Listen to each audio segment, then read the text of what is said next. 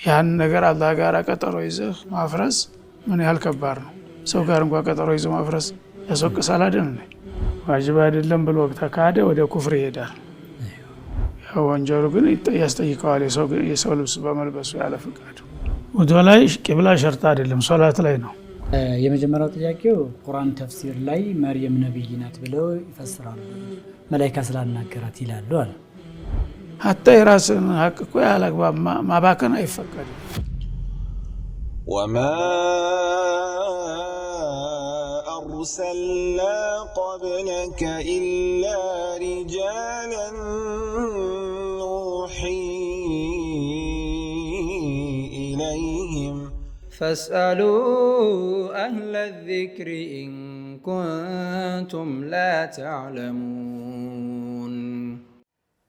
بسم الله الرحمن الرحيم الحمد لله رب العالمين والصلاة والسلام على أشرف خلق نبينا محمد وعلى آله وأصحابه ومن تبعهم بإحسان إلى يوم الدين. أما بعد ودنا تكبراتشو يا أفريكا تلفزيون تملكات وتاتشين يا الفتاوى بروغراماتشين سنو ألت كود شيخاتشين كشيخ سعيد أحمد غرب مهون ودنا أنت يميدرسو يا الفتاوى بروغراماتشين جمرال أن أنتم كزي في ستادرغون دنبرو እስክሪን ላይ ባለው ስልክ ቁጥርና የቴሌግራም ዩዘር ኔም በመጠቀም ጥያቄዎቻችሁን ማድረስ ትችላላችሁ። ኢንሻአላህ እኛም በተቻለ መጠን ጥያቄዎቹን በቅደም ተከተል ከነምላሻቸው ወደ እናንተ ለማድረስ እንሞክራለን። ኢንሻአላህ እስከ ፕሮግራማችን ፍጻሜ አብራችሁን ቆዩ። ሼክ አህለን ወሰለን መርሐባን። ኢንሻአላህ እንግዲህ ተመልካቾች እንዳልነው እስከሚደውሉና እስከሚጠይቁ ድረስ ጥያቄዎቻችን ያቀርብን እንቆያለን ኢንሻአላህ። የመጀመሪያው ጥያቄያችን ውዱእ እንደፈታ የጠረጠረ ሰው መፍረሱን ወይም መበላሸቱን እንዴት ማወቅ ይችላል? በጥርጣሬ ብቻ ይፈርሳል ወይ? ቢስሚላህ ወልሐምዱሊላህ ወሰላቱ ወሰላሙ ዐላ ረሱሊላህ ሰለላሁ ዐለይሂ ወአሊሂ ወሰለም። ውዱእ መኖሩ መጀመሪያ እርግጠኛ ከሆነ መፈታቱን ደግሞ እርግጠኛ መሆን ያስፈልጋል ማለት ነው። ለአነ ልየቂነ ላ የንተቂዱ ኢላ ቢልየቂን። አንድ እርግጠኛ የሆንክበትን ነገር የዛ ተቃራኒ መከሰቱን የቂን እስከምታደርግ ድረስ መጀመሪያው አይፈርስም ማለት ነው። ውዱእም ቢሆን ሀታ ውዱእ አለኝ የለኝም ብሎ እንኳን ይጠራጠር መጀመሪያው ውዱእ እንዳረገ እርግጠኛ ነው። የሚያስፈታ ነገር ግን በእርግጠኝነት አያውቅም። በሸክ እንትን የሸክ በር ተከፈትክ በሽታ ነው የሚመጣው። ሁልጊዜ ያ ነገር እየሰፋ ነው የሚሄደው ማለት ነው። ስለዚህ አንድ ሰው ሐዲሱም እንደተባለው ነብዩ አለይሂ ሰላቱ ወሰላም ኢዛ አሐሰ አሐዱኩም እና ፈላ يخرج من الصلاة حتى يجد ريحا أو يسمع صوتا ያሉት። ምሳሌ አየር ወጣ ብሎ ታለ ይመስለዋል ሲንቀሳቀስ አንዳንድ ጊዜ ሰው ንፋስ የሱሪው እንትንም ንፋስ ይሰማዋል። ስለዚህ ወይ ሽታ ወይም ድምፁን ታልሰማ እንዳይወጣ እንዳይመለስ ብለዋል ማለት ነው። ለምን የሸክ በር እንዳይከፈት። የቂን ደግሞ በሸክ አይፈርስም። ሸክ ወሳዊስ ሸይጣን ነው። የቂን መጀመሪያ አንተ ውዱእ እንዳለ ታውቃለህ፣ ተጨባጭ ነገር እንዳልወጣ ታውቃለህ። ስለዚህ በሸክ መውጣት አይቻልም ነው፣ ክልክል ነው ራሱ። ሌላኛው ጥያቄ በሰውነት ላይ ያለ ቁስል መስህ የሚቻለው በምን ሁኔታ ላይ ነው? ቁስሉ ያው ቦታ ከሆነ ያ ቁስሉን መሸፈኛ ማድረግ የሚቻል ከሆነ ለምሳሌ እንደ ፕላስቲክ ነገር ምናምን መለጠፍ የሚቻል ከሆነ ቁስሉ ባለባት አካባቢ ብቻ በጠባቡ ይለጥፈዋል ማለት ነው። ከዛ ውጭ ያለውን ያው ያጥባል። ያኛውን ግን በላው ላይ ዝም ብሎ እንደዛ አበስ ማድረግ ይችላል ማለት ነው።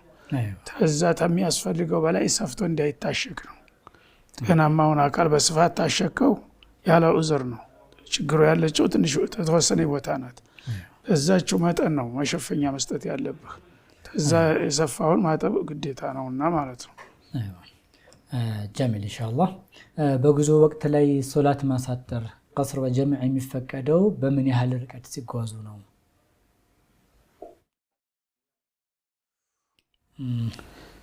ከከተማ መውጣት አለበት። ከተማው ውስጥ እስከሆነ ድረስ ሩቅም ቢሆን ያው ከተማ ውስጥ ነው። ሙሳፊር አይባልም። ሰው የሚኖርበት ከተማ ውስጥ ሆኖ ሙሳፊር አይባልም። ሙሳፊር ማለት ከከተማ ከመኖሪያ ሀገር የወጣ ማለት ነው። ራሱ ለወተነ ራሱ ስለዚህ ከተማ ውስጥ ራቀ ብሎ ቀስርና ጀምዕ ማድረግ አይቻልም። ከተማ ከወጣ በኋላ ነው ሰፈር የሚለው የሚጀምረው ማለት ነው። ሌላኛው ጥያቄው ደግሞ በሐራም ገንዘብ ተቀላቅሎበት የተገዛ ልብስ ለብሶ ሶላት መስገድ የሶላቱን ትክክለኛነት ያጎድለዋል ወይ ይላል። የሰውን ልብስም ሆነ ማንኛውንም ዕቃ መጠቀም ያለ ፍቃዱ ያው ሐራም ነው። በሐራም የተገዛ ሐራም ነው ማለት ነው። ስለዚህ ሶላትን ባይሰግድበት ያንን ለብሶ አጊጦ መሄድ የለበትም። በሰው ሐራም የተገዛን ነገር መልበሱ ራሱ ሐራም ነው። ያን ነገር ማስተካከል አለበት። ምናልባት የባለቤቱን ካገኘ ዋጋውን መስጠት ወይም አፉ ማስባል አለበት እንጂ በሐራም መገዛቱን እያወቀ በሙሉም ይሁን በከፊል ያንን ለብሶ መጠቀም ራሱ ክልክል ነው። ሶላት በሚሰግድበት ጊዜ ሶላቱን ያው ወንጀሉን ይጠየቅበታል እንጂ ሶላቱን ላይሆን ላይከለክለው ይችላል ማለት ነው። ያው ወንጀሉ ግን ያስጠይቀዋል የሰው ልብስ በመልበሱ ያለ ፍቃዱ። መርሐባ ኢንሻአላህ። ሌላኛው አንድ ሰው የረመዳንን ጾም ሆን ብሎ ሳይጾም ቀርቶ ከረመዳን በኋላ ቀዷ ቢያወጣ ይካካስለታል ወይ ይላል። ሆን ብሎ ሲባል ምንድነው? ዋጅብ አይደለም ብሎ ነው ወይም ደግሞ ዋጅብም ቢሆን አልፈልግም ብሎ ነው የሚለውን ለየት ያስፈልጋል። ዋጅብ አይደለም ብሎ ተካደ ወደ ኩፍር ይሄዳል ራሱ ማለት ነው። እንዲሁ ዝም ብሎ በስንፍና ከሆነ ያው ወንጀለኛ ነው። ወንጀለኛ ከሆነ ረመዳን ያው አንድ ቀን ያፈረሰ ሰው ያለ ምክንያት ከፋራው ከባድ ነው። ስለዚህ ምናልባት ሰውየው እምነተ ቢሱ ነገር አያስፈልግም በሚል ከሆነ እንደ ከፋራ ይቆጠርና አሁን ተውባ ሊያደርግ ፈልጎ ከሆነ ያደርግ። ታደረገ ያው በኩፍር ምክንያት የቀረው ቀዷውም ላያስፈልግ ይችላል። ተእምነቱ ወጥቶ ነበርና ማለት ነው። በስንፍና ከሆነ ያው ለማንኛውም እኔ ዋጅብነቱን አልካድኩም አምንበታለሁ ካለ ቀዷውን ያውጣ፣ እስትግፋር ያድርግ። ከዛ በኋላ እንግዲህ መማር አለመማር ያላህ ፈንታ ነው ማለት ነው። ጀሚል ኢንሻአላህ። ሌላኛው ጥያቄ ደግሞ በተሳሳተ ቂብላ ላይ ሶላት የሰገደ ሰው ስህተቱን ካወቀ በኋላ ቀዷ አለበት ወይስ ሶላቱ ትክክል ነው? መጀመሪያ ያው ቂብላውን የማይታወቅበት ቦታ ላይ በሚሆንበት ጊዜ ከሶላቱ በፊት ቂብላውን ለማግኘት መጣር አለበት። በአሁኑ ጊዜ ያው በየስልኩ እንትን አለ፣ ያ በስልክ መጠቀም ይቻላል። ፈልጎ አቅጣጫ ያሳየዋል ማለት ነው። ሰው ካለ ደግሞ በአካባቢ ሰዎችን መጠየቅ አለበት እንጂ ዝም ብሎ መስገድ የለበትም። ሁለቱም ይሄ ታልተቻለ ደግሞ ተሐሪ ይባላል፣ ያስተውላል።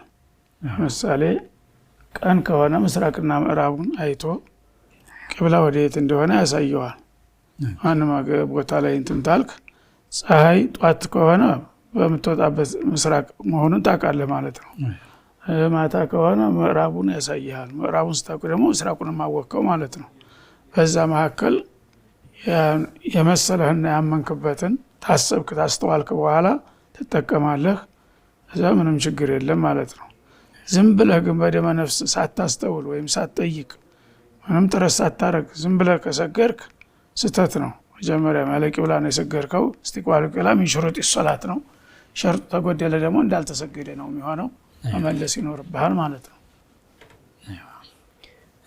ጀሚል።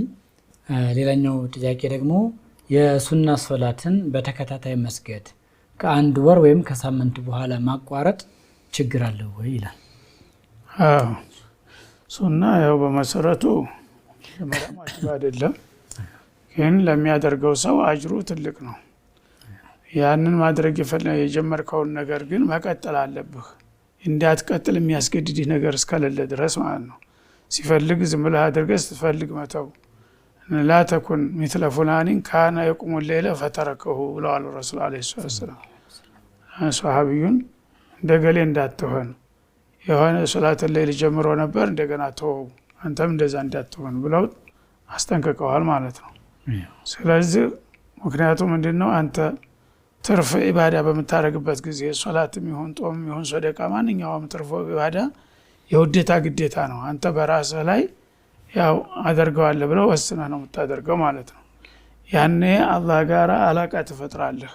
በዛ ሰዓት ሁልጊዜ ባሪያዬ አሁንም በዚህ ቦታ በኢባዳውን ይመጣል ብሎ ይጠብቃል።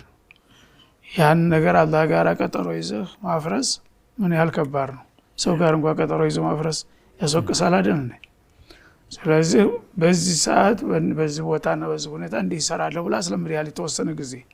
ያን ያስለመርከውን ነገር ያለ ዑዝር ዝም ብለህ ስትተወው መሰልቸት ማለት ነው፣ ወይም በቃ የራስህ ጉዳይ እንደማለት ነው የሚሆነው እና ነውር ነው ይሄ። በጣም እንደ ወንጀል ተቆጥሮ እንኳን ያስቀጣል ባይባል ኢማንን የሚነካ ስራ ነው ማለት ነው። ትናንትና ወደ ጌታ ተቀሩ መሆን አለብኝ ብለህ ጥሩ አቅጣጫ ይዘህ ነበር። አሁን ግን በቃ ይቅርብኝ ብለህ ስትሰርዘው ትልቅ እንትን የሚያመጣ ነገር ስለሆነ የለመድነውን ነገር ማስቀጠል መቻል አለብን ማለት ነው። ታቅም በላይ አስገዳጅ ነገር ሲፈጠር ግን ዋጅቡም የሚጓደልበት ጊዜ አለ። ዑዝር ሲኖር ዑዝሩ ሸርዕየን ዑዝር የሚባል ነገር ካለ ማለት ነው። ያለ ዑዝር የሚደረግ ነገር የሚተው ነገር ግን ሱናም ቢሆን ጥሩ አይደለም ነው፣ መቋረጥ የለበትም። ጀምን ኢንሻአላህ። ሌላኛው ጥያቄ ደግሞ ከትዳር በፊት ለትዳር አጋር ማየት የሚፈቀደው ምን ያህል የሰውነት ክፍልን ነው እና ምን አይነት ጥያቄዎችን መጠየቅ ይፈቀዳል ይላል።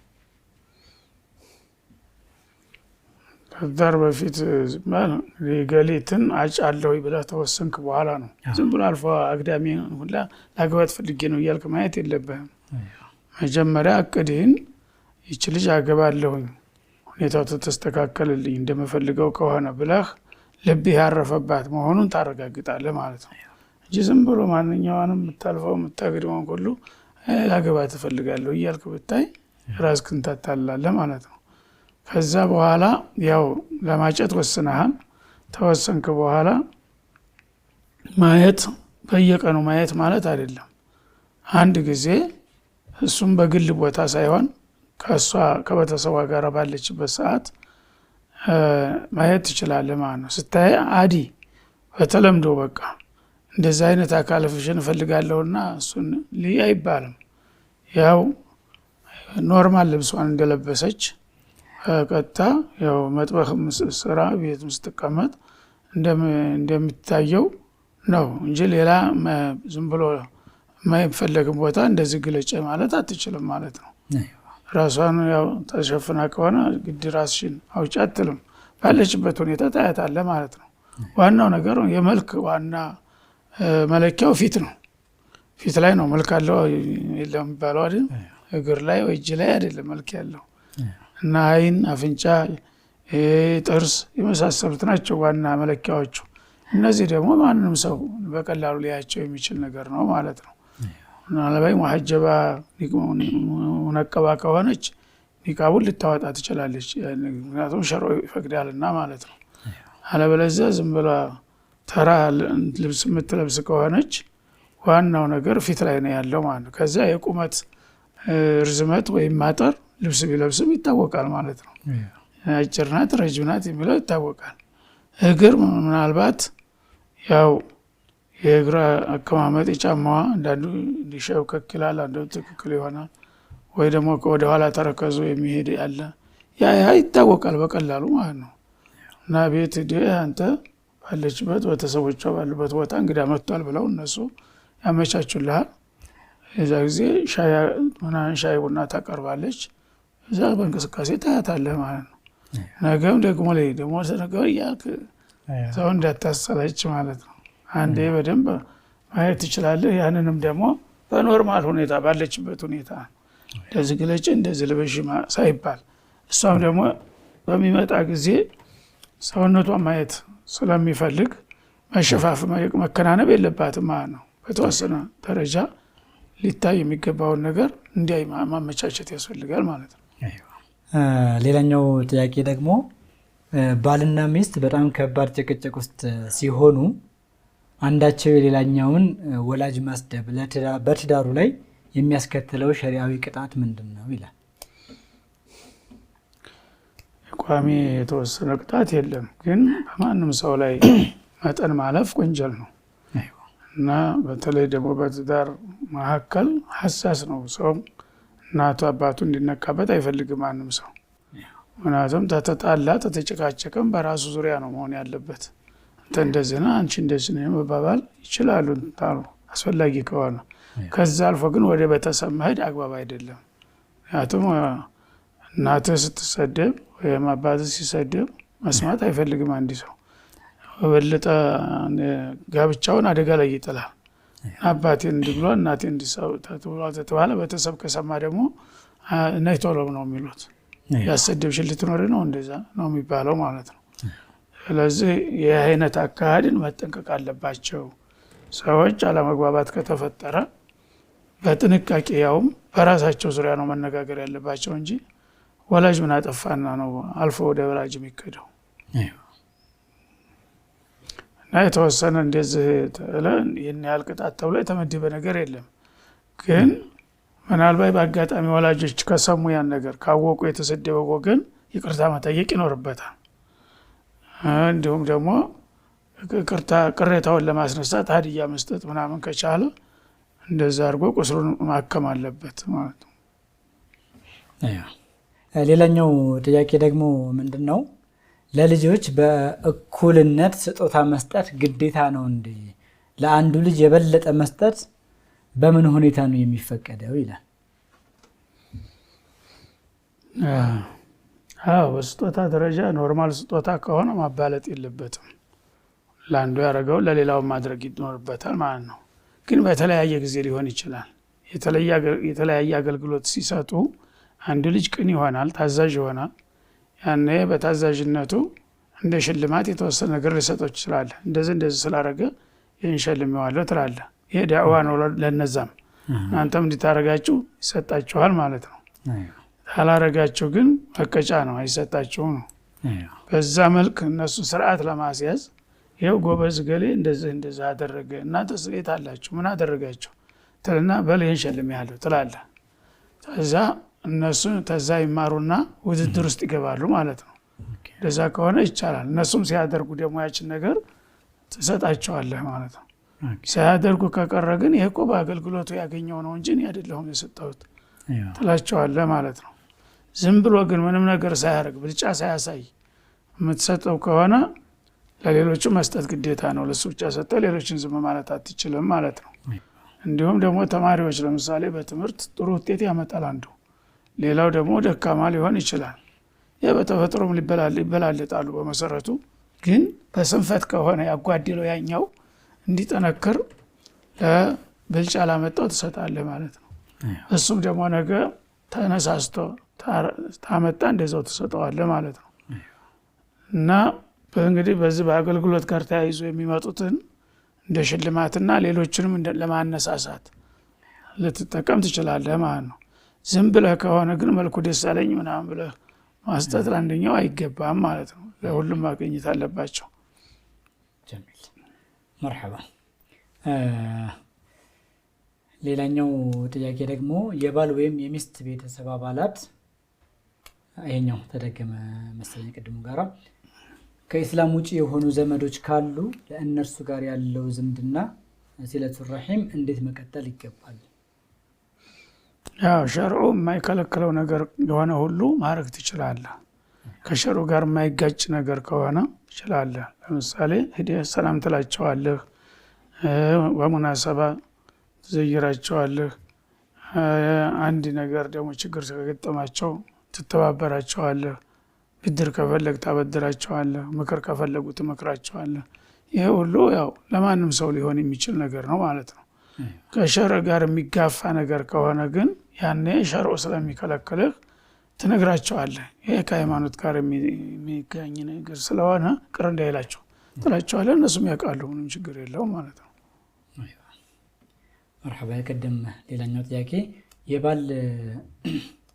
የባል ወይም የሚስት ቤተሰብ አባላት በጥንዶች መካከል በግል ጉዳዮቻቸው ጣልቃ መግባት ሸሪዓዊ ድንበር አለው ወይ? የግል ህይወት የባልና የሚስት የግል ህይወት አለ። እዛ ውስጥ ምን ያክል ነው ነው ወላጅ ነው ጣልቃ የሚገባው? ወላጆች ማለት ነው። ወላጆች ይሄ እንግዲህ ዝርዝር ያስፈልጋል። ዝም ብሎ በግምት የሚባል ነገር አይደለም።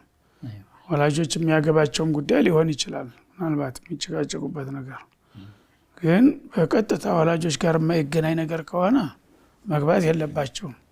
በምክር ደረጃ ያው በየግሉ ሊመክሯቸው ይችላሉ። ቀጥታ ግን እንትን ታላሉ ወይም እነሱ በሽምግልና መልክ ታልጋበዟቸው እናንተው ጨርሱ ማለቱ ይሻላል ማለት ነው። ምክንያቱም ይባባሳል። ወገን ቡድን ይፈጥርና እንደገና ነገሩም እያባባሱት እንዳይሰፋ መጀመሪያ ቀጥታ የማይመለከታቸው ነገር ከሆነ ይህን ነገር ምንድን ነው የምትሉት እንርዳቸው እንዴ ምናምን ትላቸዋላቸው። አይ ችግር ቀላል ነው ምናምን ታሉ ተዋቸው ማለት ነው። አዎ ይሄ ነገር እኛ ልንፈታው አንችልም የሚሉበት ደረጃ ከሆነ ያኔ ልትገባ ትችላለህ ማለት ነው። ናቸው ልጆች ናቸው። ለምን እንደዚህ ማለት እኮ አግባብ አይደለም፣ አንተም እንዲህ አታድርግ እንጂ እንዲህ አትበይ ብሎ በሽምግልና መልክ ማየት ይቻላል ማለት ነው። ከአንዱ ጋር ወግኖ ሌላውን ለመጉዳት ከሆነ ግን አይፈቀድም ማለት ነው። መርሐባ ኢንሻአላህ። ሌላኛው ጥያቄ ደግሞ አንድ ምርት ዋጋ ከመጨመሩ በፊት ገዝቶ ማቆየት ኢህቲካር በሸሪዓ እንዴት ይታያል? ምርቱ የምግብ ንክ ተሆነ አይሆንም። ምግብ ነክ የሆነ ምርት ሁልጊዜ ኢህቲካር የተከለከለ ነው ማለት ነው። ተራ እንደ አልባሳት ያለ እንደ ቤት ዕቃ ያለ ምናምን ተራ የቅንጦ ዕቃዎች ከሆኑ ችግር የለም። በፈለከው ጊዜ ገዝተህ የፈለከው ጊዜ ሲያዋጣ ትሸጣለህ ማለት ነው። የምግብ ነክ ሲሆኑ ግን እጥረት ይፈጠራል። እያንዳንዱ ሰው ሲወደድ ይሸጣል፣ ሲወደድ ይሸጣል እያለ ይደብቀዋል። ያኔ ድሃ ይጎዳል በዚህ መሃል ማለት ነው። አንተ የበለጠ ልትበለጽግ ነው። ድሆች ግን የዕለት ፍጆታቸውን አያገኙም በሚፈልጉት ዋጋ እና ያኔ ሙህተኪሩ ኻጢእ ብለዋልና የምግብ ነክ ነገሮች ናቸው ብዙ ጊዜ የተከለከሉት ማለት ነው። እና እቃዎች ነገር ቁሳቁስ ነገሮች ምናምን አልባሳት ምናምን ቢሆን ችግር የለውም። ምክንያቱም ያደሩሪ ነገር አይደለምና ማለት ነው። የፈለገ ይገዛል፣ የፈለገ ይተዋል። አይዋ ጀሚል ኢንሻአላህ። ሌላኛው ጥያቄያችን ደግሞ ሼኽና የመንግስት ንብረት የሆኑ አገልግሎቶችን እንደ ኢንተርኔት ማብራት፣ የግል ጉዳዮች ላይ ያለ አግባብ መጠቀም ሸሪዓዊ ብያኔው ምንድነው ይላል። መንግስት ቢሆን ያው የራሱ ንብረት ከሆነ ንብረት ነው። ግድ መንግስት ስለሆነ ሀቅ የለውም ማለት አትችልም። መንግስት የህዝብ ወኪል ነው። ስለዚህ በእሱ አማካይነት መንግስትን ስትሰርቀውና ስታባክንበት የህዝብን ገንዘብ ከሆነ የምታባክነው ያለው መንግስት ባጀት ቢያጥረው ነገር ህዝቡን አንጡ ነው የሚለው ማለት ነው። ስለዚህ ያን ነገር ያላግባብ ተደፋህ በእጅ አዙር ቀጥታ መንግስትን እየሰረቀው ነው፣ በእጅ አዙር ግን ህዝቡንም እየበደልክ ነው ማለት ነው። ምክንያቱም ሁሉም እንደዛ ባካይ ከሆነ ሁሉም ኪሳራ ያመጣል። ስለዚህ የመንግስት ስለሆነ ችግር የለም የሚባል ነገር የለም። መንግስትም ቢሆን የሌላ ሀቅ ነው፣ የቡድንም ቢሆን የግለሰብም ቢሆን የቤተሰብም ቢሆን የሰው ሀቅ ያልሆነ ነገር ያላግባብ መጠቀም አይገባም። ሀታ የራስን ሀቅ እኮ ያላግባብ ማባከን አይፈቀድም። የራስን ሀቅ ራስህ ወላቱ ሚነል ሙበዚሪን ካኑ ኢኽዋነ ሸያጢን ይላል ቁርአን። አታባክኑ ወላቱ ስሪፉ ኢነላሀ ላ ዩሒቡል ሙስሪፊን ይላል። እና ማባከን ዝም ብሎ የገሌ ገንዘብ ነው ችግር የለም የሚባል ነገር የለም። የማንም ገንዘብ ቢሆን የራስህንም ቢሆን ያላግባብ አትድፋ፣ አታባክን። የሌሎች ከሆነ ደግሞ የበለጠ ክልክል ነው ማለት ነው። እና አንዳንዶቹ በተለምዶ ዝም ብሎ መንግስት ያላግባብ ዕዳ እየጫነብን ምን ዝም ብለው እባክህ ምናምን የሚሉ አሉ። እውነት ይመስላቸዋል ብዙዎቹ። ማንም ሀቅ ቢሆን ያላግባብ መወሰድ የለበትም ነው፣ መባከንም የለበትም። ጀሚል ኢንሻአላህ እረፍት ወስደን ተመልሰን እንገናኝ ኢንሻአላህ። ውድና የተከበራችሁ ተመልካቾቻችን ፕሮግራማችን አላለቀም። ከእረፍት በኋላ ተመልሰን እንገናኛለን። ሰላም አለይኩም ወራህመቱላሂ ወበረካቱ። وما أرسلنا قبلك إلا رجالا نوحي إليهم فاسألوا أهل الذكر إن كنتم لا تعلمون. السلام عليكم ورحمة الله وبركاته كرفتاتشن تملسن تገናኝተናል ኢንሻአላህ መስመር ላይ ጥያቄ አለ ያሉ ነው እናስተናግዳለን ኢንሻአላህ ሄሎ አቤት مرحبا السلام عليكم وعليكم السلام ورحمة الله كنا نكاح نبر ماشي كوالدي ጋር በኒካህ ነበር ተጋብተን የኖረው ماشي ከዛ በኋላ አንዴ ፈትሻለሁ ብሎ አለ እሱ ማለት ነው ኦኬ ከዛ ሌሎች ሰዎችን ፈተዋ ስጠይቅ ተጋብ ብሎ ካለ ስላቸው ረጃቱን ባይልን በግንኙነታችሁ መሆን ይችላል አሉ ከዛ ሲሉ ልጆቹ ወልጃሉ ከዛ በኋላ ማለት ነው ረጃቱ አፋፏላ እና ከተወሰነ ዓመት በኋላ ተሰማሁ በሶስት ወር ውስጥ ነው ተካላችሁ ይፈቅደው ይፈቅዋል እና ሌላው በሶስት ወር ውስጥ ነው እሺ በሶስት ወር ውስጥ ነው ካልሽ በኋላ ተቋረጠ በሶስት ወር ውስጥ ነው ካልሽ በኋላ የሚመለሰው አሉሽ አሁን እንደዛ ነው ያሉ አይዋ ቶሎ አንቺ መጀመሪያ ግንኙነት የተደረገው ወዳው ነው ቆይቷል አይደለም ደረዋቸው ባለቤት ጠይቀው ግን ማለት ነው እኔ ያወሩዶ እኔ ታሪካሊ ምን እሱ ከቤት አልሄደም ዞሮ አብሮ እንደባና ለምን ይገኛል እኮ ያው ከዛ ታላ በኋላ ዝም ብላችሁ ቀጥላችሁ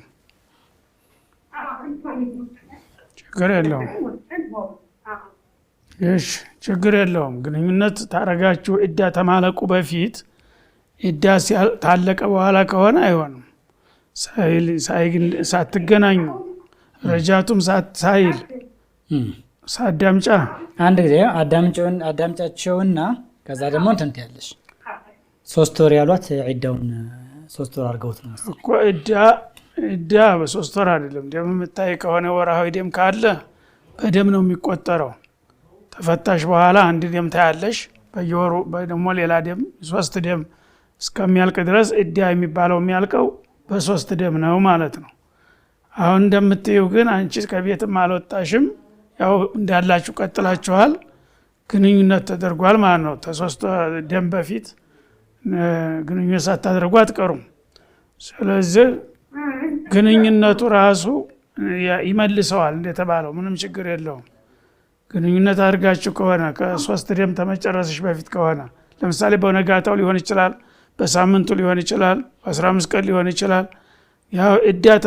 እስካላለቀ ድረስ ግንኙነት ስታረጉ ይመለሳል ነው እኔ ደግሞ ይቀጥሉ የምን ይሁን አላውቅም እኔ አና ደርግት ይያልኩኝ ይብሩት ካለነቱ ሊቀሩ ነው ሌላ ጥያቄ ባና እንደዛ ባይሆን ተጠራጥረሽ ነው አዎ በጥርጣሬ እኮ አሁን መገመት ትችያለሽ እኮ እንደዛ ተጣልታችሁ ፈትቼሻለሁ ካለሽ በኋላ ሰፊ ጊዜ ከቆየ ለምሳሌ በ3 ደም ነው የሚያልቀው እያልኩሽ ነው ወይም አንቺ በሚገባሽ በ3 ወር እያልሽ ነው 3 ወር ድረስ ተለያይታችሁ ቆያችሁ ወይስ ተዛ በፊት ነው የሚለው መገመት ትችያለሽ አሁንም አንድ ቤቱ ናችሁ ወደ ቤት እንኳን አንዳንዴ ወደ ቤት ማለትኝም አይደለም መሄዱን አይደለም ልሽ ግንኙነት የተደረገው መቼ ነው ምን ያህል ጊዜ ይመስልሻል በዛው በዚህ ጉዳይ ተጣላን ብለን ግንኙነታችን አላቆምንም በቃ ስለዚህ ያው ግንኙነቱ ታልቆመ በሳምንትም ቢሆን በ15 ቀንም ቢሆን በወሩም ቢሆን ያው ይኖራል ማለት ግንኙነቱ ይመልሰዋል ነው ዋናው ነገር ጀሚል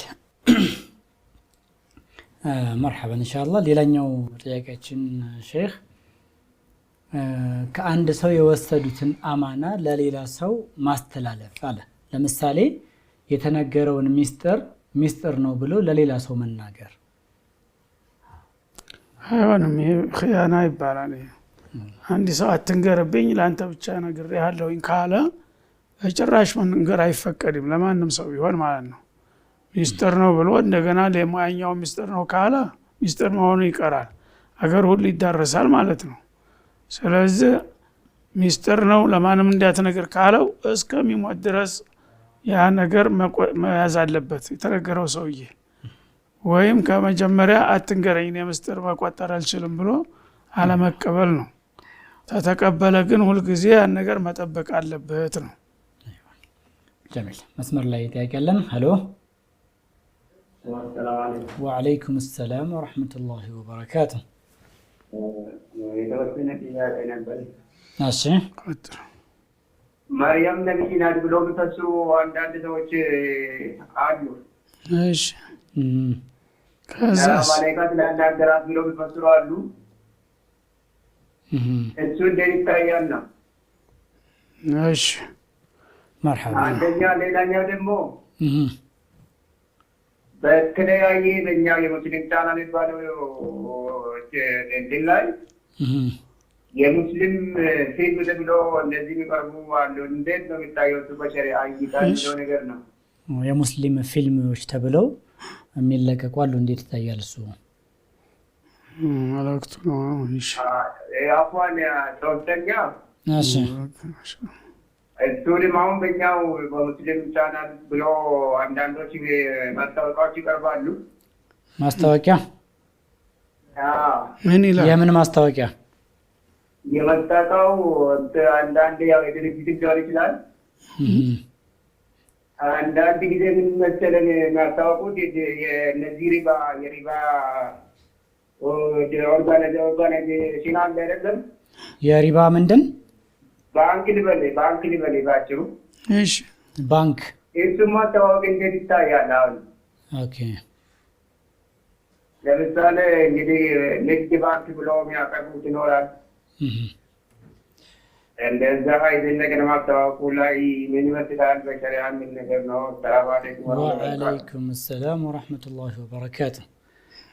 የመጀመሪያው ጥያቄው ቁርአን ተፍሲር ላይ መርየም ነብይ ናት ብለው ይፈስራሉ፣ መላእክት ስላናገራት ይላሉ አለ።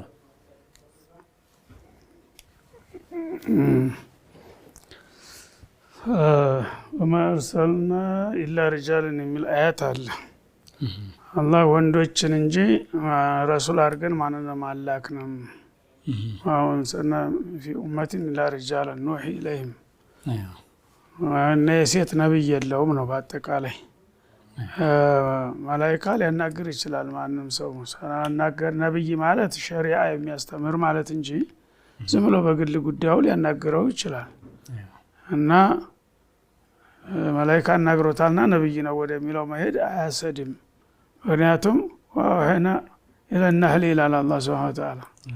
ንብንም ዋሂ ያስተላልፈንላታል ይላል። ነብይ ሆነች ማለት አይደለም። ስለዚህ ማርያም ደግሞ ኡሙሁ ሲዲቃ ብሏል አላህ ሱብሓነሁ ወተዓላ። ኢሳ ታላቅ ነብይ ናቸው፣ እናቱም ሲዲቅ ናት ብሎ ቁርአን በግልጽ አስቀምጧል። ስለዚህ እናቱ በሲዲቅ ደረጃ ነው የተገለጠችው። ሲዲቅ ማለት በእነ አቡበክር ደረጃ ማለት ነው። ነብዩ መሐመድ ሲዲቅ አቡበክር ናቸው። ስለዚህ ለኢሳ ደግሞ ሲዲቃቸው የመጀመሪያ ሰው እናቱ ናት ማለት ነው። ስለዚህ ግልጽ ነገር ነው፣ የሚያከራክርም የሚያጠራጥርም ነገር አይደለም። አንደኛ ወንድን እንጂ ነብይ አድርገን አላክንም የሚለው አያት ግልጽ ነው። ሁለተኛ ደግሞ መርየምን በሚመለከት በሷ ጉዳይ ራሱ ግልጽ ነገር ተነግሯል። ሲዲቅ ናት እንጂ ነብይ አይደለችም የሚል ማለት ነው። ስለዚህ አንዳንዶቹ ዝም ብለው እንደ ሌሊት እንጨት ሰባሪ ያገኙትን የሚጋፍፉ አሉ። ጥንቃቄ ያስፈልጋል። ቁርአን መፈሰር ማንም ሰው ዝም ብሎ ሰማሁ ብሎ ማፈሰር የለበትም። በደንብ ችሎታ ያለው ሰው፣ የቋንቋውን ችሎታ ያለው፣ እንደገና ከዛ ጋር ተያይዞ የሚመጡትን ትንታኔዎች ምንጫቸውን ማወቅ አለበት። በሐዲስ የተደገፈ ወይም ደግሞ ታዋቂ አሊሞች ከሆኑ ነው እንጂ ዝም ብሎ ማንም ሰው ተረት ያወራል። ያ ሁሉ ዝም ብሎ ተፍሲር ነው እያለ ያግበሰብሳል፣ ተሳስቶ ያሳስታል።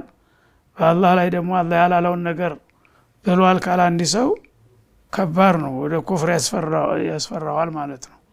አላህ ሱብሓነሁ ወተዓላ ወላ ተቁሉ ሊማ ተሲፉ አልሲነቱኩም አልከዚብ ሀዛ ሐላሉ ወሀዛ ሐራም ሊተፍተሩ ዐለ ላሂ አልከዚብ ኢነ ለዚነ የፍተሩነ ዐለ ላሂ አልከዚብ لا يفلحون ይላል በአላህ ላይ ውሸት የሚዋሹ የሚቀጥፉ ሰዎች ነጃ አይወጡም ታላቅ ቅጣት አያመልጡም ይላል ማለት ነው። ስለዚህ ዝም ብሎ የተባለውን ሁሉ አግበስብሶ መሄድ አይቻልም። ተታወቀና ተታመነ ሸኽ ነው መስማት ያለባቸው። እንደዚህ አይነቶቹ ዝም ብለው አንዱ ዝም ብሎ ጆክ ሲወራ የሰማውን ተፍሲር ነው ብሎ ያወራዋል። እሷ ብዙ ጊዜ ችግሩ ይሄ ላይ ነው። ሰዎች እሷ የሚያበዙ ሰዎች ብዙ ውሸት ላይ ይወድቃሉ። ጀሚል ኢንሻአላህ ወደ ቀጣዮች ደቂቃ ከማለፋችን በፊት መስመር ላይ ጥያቄ አለ እሱን ማስተናገድ። ሄሎ መርሐባ ወአለይኩም ሰላም ወራህመቱላህ። እሺ መርሐባ። አንተ በልጅነቷ አባቷ በልጅነቷ አባቷ ኦኬ በልጅነቷ ጀምሮ ያሳድጋት የነበረው ታላቅ ወንድም ነው። በድብቅ ኒካህ ብታስብ በአባቷ አፎን አንድ ጊዜ በልጅነቷ አባቷ ሙቶባት ማን አሳደጋታችን? ታላቅ ወንድሟ እሺ እና እሱ እያለ በድብቅ በአባቷ ኒካህ ብታስብ ከወንድሟ ድብቅ ማን ነው የሚያስረላት? አባቷ በድብቅ አባቷ ወንድሟ ሳያውቅ። ኦኬ ለምንድን ነው ከሱ እሱን ያላሳወቀችው? ምንም አይነት ምክንያት የላትም ነበር። ምን ነበረ ወንድሟ? ኃይለኛ ነበር። ምንም አይነት ምክንያት የለም። ወንድሟ ሩቅ ሀገር ሆኖ ነው ወይስ እያለ ነው የደበቀችው?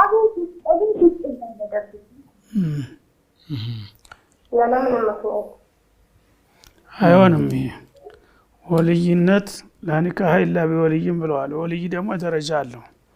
ቀዳሚው ወንድም ነው። እንኳን አሳድጎ ባያሳድግም በዝምድና ደረጃ ወንድም እያለ አጎት አይሰጥም። ተመካክረው ተወከል አንተ ታላቅ ነህ አንተ አድርግ ካለው ይቻላል። ግን እሱ ሳያቅ ሳይፈቅድ የአጎት መጥቶ የወንድምን ወይም የእህትን ልጅ መዳር አይችልም ወንድም እያለ።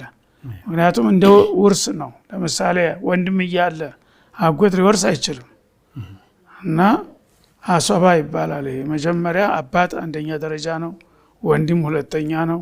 ከዛ በኋላ ደግሞ አያት ካለ አያት ነው፣ ልጅ ካለ ልጅ ይቀጥላል። ከዛ በኋላ ነው ወደ አጎት የሚሻገረው እንጂ የአንድ ቤተሰብ ሳርከል ዘሎ ሌላ ቤተሰብ ጋር መሄድ አይቻልም። ምክንያቱም ቢሞቱ አይወራረሱም። አጎትና ያጎት ልጅ ማለት ነው። የሚወርሳት ወንድሟ ነው። ቢያሳድጋትም ባያሳድጋትም ሀቁ የሱ ነው። ምናልባት ወንድም የሚባለው በእናት ብቻ ከሆነ የእናት ልጅ ብቻ ከሆነ የአባቷ ወንድም ካለ እሱ ሊቀድመው ይችላል። በዚህ ብቻ ማለት ነው። የአባትም የእናትም ነው ወንድም አይደል? እሱ ከሆነ አጎት አያገባውም። ማሳሰር ያለበት ወንድም ነው። ግን ወንድም ሰምቶና ፈቅዶ ከሆነ ወክሎ ከሆነ ይቻላል። እሱ ሳይሰማና ሳይወክል ግን አይቻልም ነው።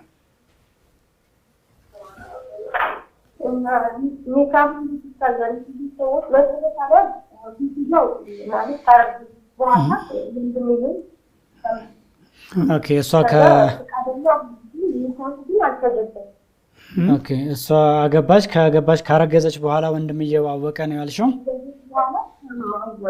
እሺ ከዛስ ምን አለ? ፈቀደ ወይስ? ከዛ በጣም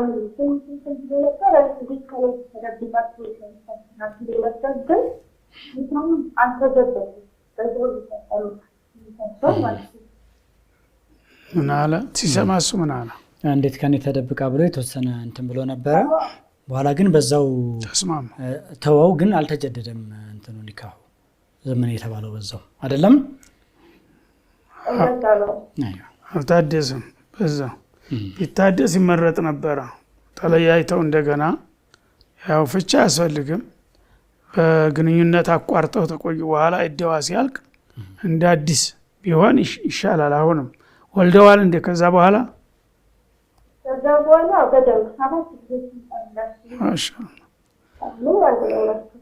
በቃ እንግዲህ ያው እስትግፋር ያድርጉ። እስከዚህ ድረስ መቆየት አልነበረበትም። ወንድምስ እንግዲህ ቤተሰብ ወንድሟን መጀመሪያ ማሳወቅ ነበረባት። አሁን ይህን ያህል ከቆዩ እንግዲህ ተለያዩ ማለቱም ከባድ ነው። ወንጀሉ ያስጠይቃቸዋል። አላህ ይቅር ይበላቸው፣ ተውባ ያድርጉ። እና ሌላኛው ጥያቄ ስራ ማለት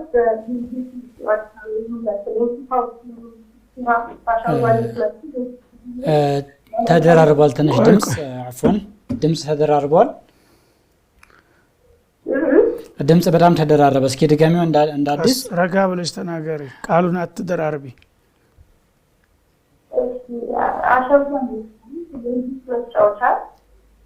የልጆች መጫወቻ አሻንጉሊት ኦኬ። እሺ የእንስሳም አይነት በአሻንጉሊት መልኩ የልጆች መጫወቻ አሻንጉሊት እንስሳ ምናምን የሆኑ አሻንጉሊቶች እንዴት ይታያሉ ነው? አዎ አሻንጉሊቱ ህይወት ያለው ነገር ከሆነ አግባብ አይደለም። ህይወት የሌላቸው ቅጠላቅጠል አበባዎች ወይም ደግሞ ዝም ብለው ጉዑዝ ነገር የእንስሳ ቅርጽ ሳይኖረው ከሆነ ይቻላል ማለት ነው። እንደ የተለያዩ ያው ቅርጽ ያላቸው ግን የእንስሳ መልክ ያለው ከሆነ አይሆንም።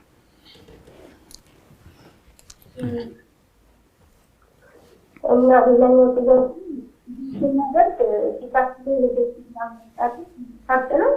ምን ስናረግ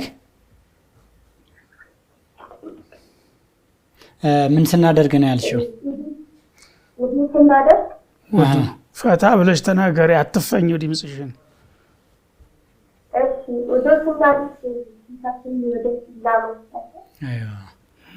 ወደ ስናረግ ፊታችን ወደ ቂብላ ወደ ቂብላ ማዞር ምን ሸርጥ ነው ወይ? አይደለም። ውዶ ላይ ቂብላ ሸርጥ አይደለም፣ ሶላት ላይ ነው። ሶላት ወደ ቂብላ ነው እንጂ ለውዶ ቂብላ ወደ ቂብላ ዙሩ የሚል የለም።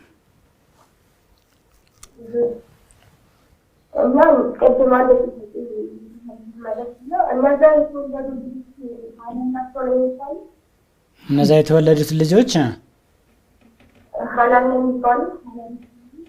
የሐላል ልጆች ነው ወይ? ነማን የቀደም የመጀመሪያው ጥያቄ ወደ ኋላ ተመለሰች። አዎ ልጅ እንግዲህ እነሱ በእነሱ አስተሳሰብ ኒካህ አለን ብለው ነው ያሉት። ስለዚህ ልጆቹ ወንጀል የለባቸውም፣ በኒካህ ነው የወለድናችሁ ብለዋቸዋል። ተጠያቂዎች ወላጆች ናቸው ነው፣ ወላጆች ይጠየቁበታል። መርሐባ። እሺ የቀደም ወንድማችን ጥያቄዎች ስንመለስ በተለያዩ ቻናል የሙስሊም ፊልሞች የተባሉ ይተላለፋሉ፣ እንዴት ይታያል ነው? መልእክቱ ነው ዋናው ነገር። ቻናሉ ላይ የሚተላለፈው የዲንን እሴት ጠብቆ ጥሩ ጠቃሚ መልእክት፣ ለምሳሌ የሐዲስ ቁርአን፣ የተለያዩ አህካሙ የፊቅህ ትምህርቶች፣ የዲን ትምህርቶች ከሆኑ ችግር የለውም። ምክንያቱም ሰዎች በዘመናዊ መልክ ያን ነገር እንዲከታተሉት እንዲረዱት ይጠቅማል። ዝም ብሎ ተራ ወሬ ከሚያወራ አንድ ሰው ውዶ ለምሳሌ ውዶ አተራረጉን ያሳያል በፊልም ማለት ነው። ውዶውን በደንብ እንግዲህ ሰዎች ዝም ብሎ በቃል ከሚነገራቸው በተግባር ሲያዩት የበለጠ ይገባቸዋል ማለት ነው። ሶላትም እንደዛው ሩኩዑን ስጁዱን ምናምን ቢያሳያቸው ይችላል። ታሪክም ከሆነ እንደዛው ነው። ታሪክን የሰሃቦችን ቢያይ፣ ምክንያቱም ሌላውን ማየቱ አይቀርም። ሌላውን የማይረባውን ሁሉ ሐራም የሆነውን ሁሉ ያያል አይደለም። በዛ ፈንታ ዲና የሚያስተምር ነገር ከሆነ ምን ችግር የለውም ቢያየውም ማለት ነው። አይዋ ጀሚል መስመር ላይ ጥያቄ አለን። ሄሎ አቤት። ቅድሙ ወአለይኩም ሰላም ወራህመቱላህ። እሺ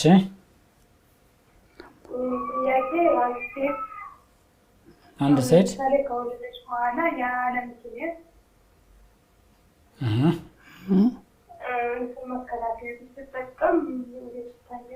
ከወለደች በኋላ ያለ ምክንያት መከላከያ ብትጠቀም እንዴት ይታያል?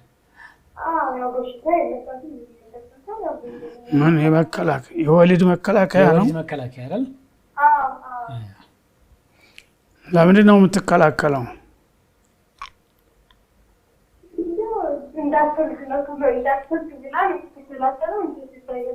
እኮ መውለዱን ለምን ጠላቸው ነው? ትዳር ካደረገ ዋና ዓላማው ዘር መተካት ነው። የትዳር ውጤቱ መውለድ ነው። ስለዚህ ለምንድን ነው መውለድን የጠሉት? ለምንድን ነው? አንዳንዴ ያው ብዙ ኖሮ ምናምን ይላሉ። ያው ሲጠይቅልኝ ብላኝ የሆነች ይተናል። ጥሩ። አሁን ደግሞ የተደረገችው ማውጣው ምናምን ይላል። የተወስጡ ጥያቄ ነው። ምክንያቱን አልነገረቻትም። እሺ ለማንኛውም መከላከያው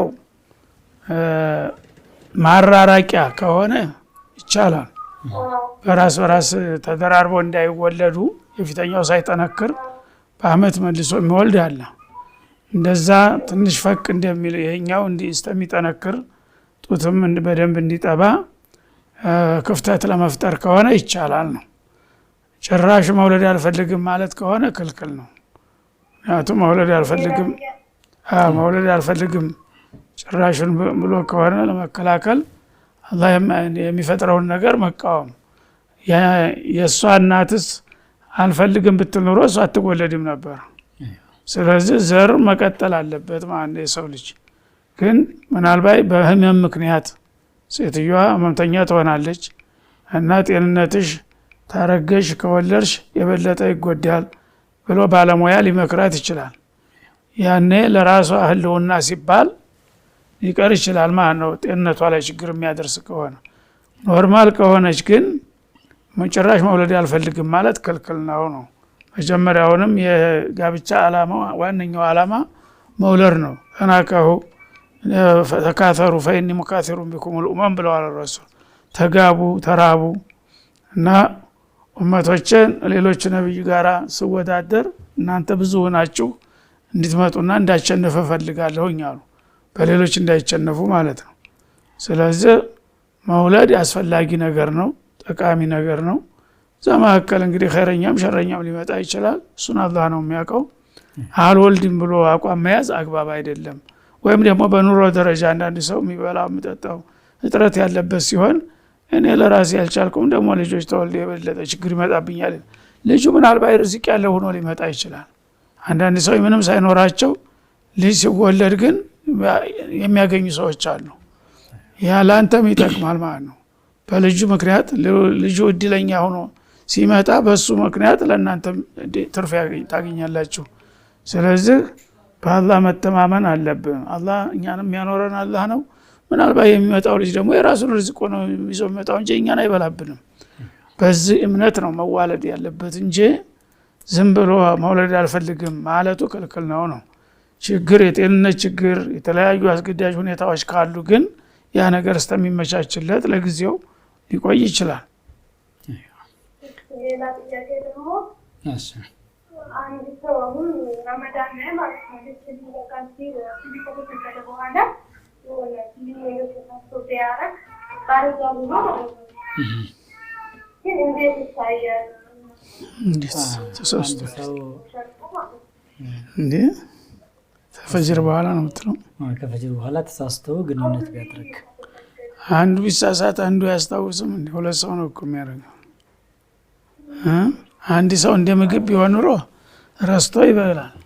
እንደ መጠጥ ቢሆን ኑሮ ሁለት ከሆኑ ግን አንደኛው ቢረሳ አንደኛው ማስታወስ ይችላል። ሁለቱም ረሱ ወይም ሁለቱም ተሳሳቱ እንዴት ነው? ያው ራሳቸውን መቆረጥ አቅቷቸው ወደሚለው ያስተካከለላት ነው። ከሁለታቸውም በጦም መገናኘት ተፈጅር በኋላ መገናኘት እንደማይቻል ያውቃሉ አያውቁም? እሷ ተቆርጣለች። ተቆረጠች። ጥሩ ነው። ተፈጅር በኋላ ያው ልክ እንደ ምግብ ያው ማገናኘት ክልክል ነው ማለት ነው። መብላት መጠጣት እንደሚከለከል ግንኙነትም ክልክል ነው። ይህን እያወቁ ከሆነ ያደረጉት ያው ጦማቸውም ፈርሷል።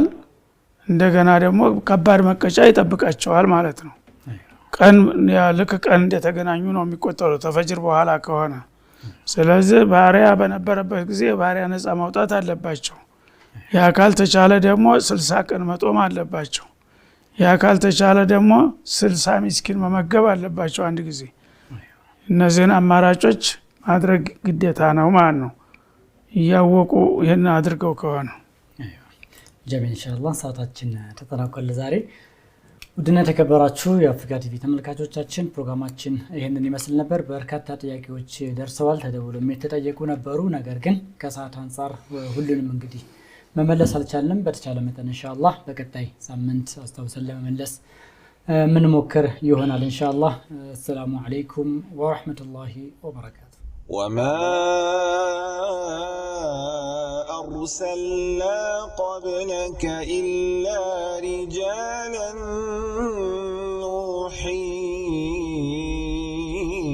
إليهم فاسألوا أهل الذكر إن كنتم لا تعلمون.